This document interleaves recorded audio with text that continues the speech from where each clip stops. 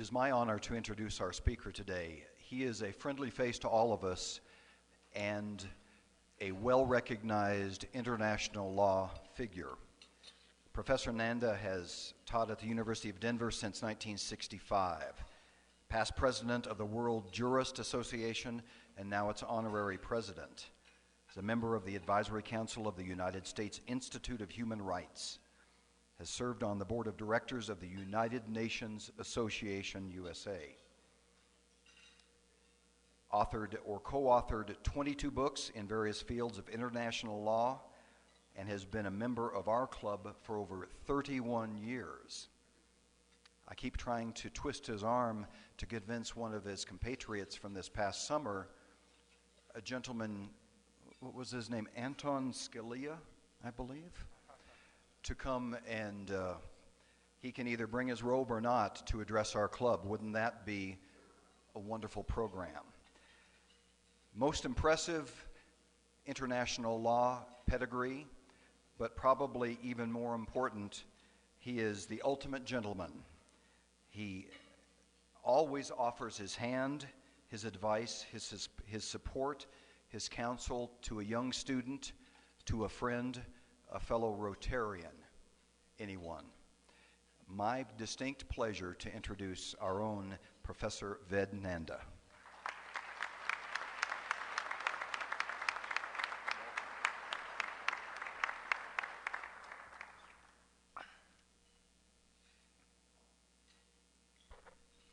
Well, thank you very much, Doug, Mr. President, my dear friends. I feel deeply honored to be able to share my thoughts with you, because there are so many here that I have admired for so many years, worked with you, being a part of this club, wonderful club. But I'm humbled, and at the same time, I'm very proud to be part of you. And to be able to address you, I feel it's a great and distinct honor for me. Before I begin, I do want to recognize and acknowledge that what has happened in Haiti, our hearts went to all those people, and we felt very grieved along with them at that tragedy. But the recognition that I want to say today is for not simply the United States government, because in this need of hour, we can be very proud that the United States is doing all that can be possibly done in order to assist that country, provide security, provide food aid, ensure that their logistics work there. And so I'm very proud of that, but even more so because many of us, Rotarians, NGOs, civil society from this country, they have gone out, doctors providing aid, and I think I'm very, very proud of that. I know that there are many Rotarians, and here in this country there is a great deal of assistance and help that NGOs are providing. So I do want to acknowledge that before I begin today's discussion. The topic is the one that is very close to our hearts as well in this age of terror. And I just asked myself, why pay so much attention to Afghanistan and Pakistan? Because the menace of terrorism is worldwide. And the answer for that was very simple, that the epicenter of terrorism still is that region.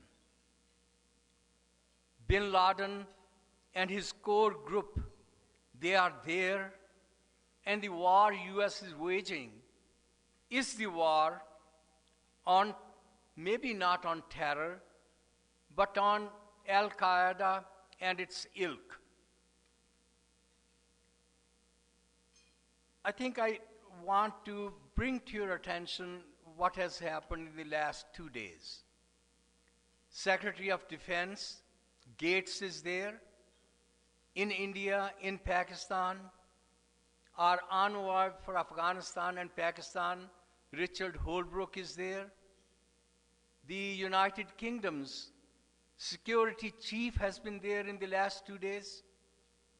And plenty of people who have been showing a great deal of interest in that part of the world because, as I said, that is the epicenter of terrorism. You recall the last 3-4 weeks' events. On Christmas Day, Omar Farouk Abdul Talab, 23-year-old Nigerian student, that underwear bomber, and he came so close to exploding that Northwest air flight over Detroit. On December 30th, al-Balawi, he blew up, you recall, 7 CIA employees in the Afghan city of Khost. And you may remember that he was an old CIA informant. He had links to Al-Qaeda. He was a double agent. And that was one of the most horrible instances pertaining to our own intelligence that has happened in years. On January 1, a Somali man who broke into the home of the Danish cartoonist and came close to killing him. And it was a revenge for his having depicted Prophet Muhammad, you remember, in newspaper cartoons, carrying bomb in his turban. During 2009, federal prosecutors charged 54 people with terrorist acts inside the U.S., and many of these perpetrated by U.S. citizens who are also Muslims. There is a question that at the present time, those who know about terrorism much more than I do have been asking. And the question is, has Al-Qaeda fragmented over the years? It has been under a great deal of pressure by the United States, by the international community, and many of its leaders have been killed. And has it disintegrated into regional movements, having had no connection or little connection with Al-Qaeda? Or is it still an integrated network that functions effectively from the Pakistani tribal areas next to the Afghanistan border and still has a powerful strategic purpose? So that is a question. What is it? Is it fragmented? Is it simply a syndicate now franchising abroad? Or is it still a movement that is pretty active with a purpose, strategic purpose, and there are plenty of people who have got different kind of views on both these issues.